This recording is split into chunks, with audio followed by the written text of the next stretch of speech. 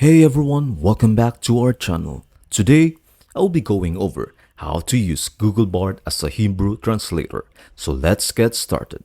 First, open your browser and type bard.google.com. If you haven't logged in yet, then I suggest that you log in first. To get started, simply input your Hebrew text into the chat.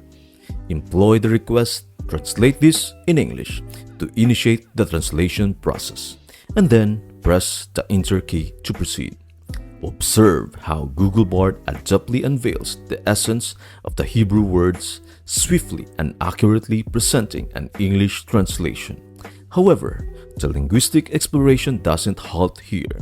Should your curiosity guide you to seek the Hebrew equivalent of an English term, the process maintains its consistent finesse. Just as before, translate this to Hebrew before entering the desired English text. Witness Google Bard's deft response, effortlessly offering the precise Hebrew translation.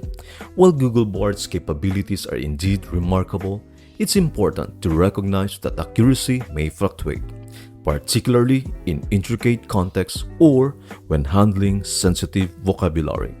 When dealing with significant matters, seeking a second opinion is a prudent step. I hope this video helps you out and see you in the next video.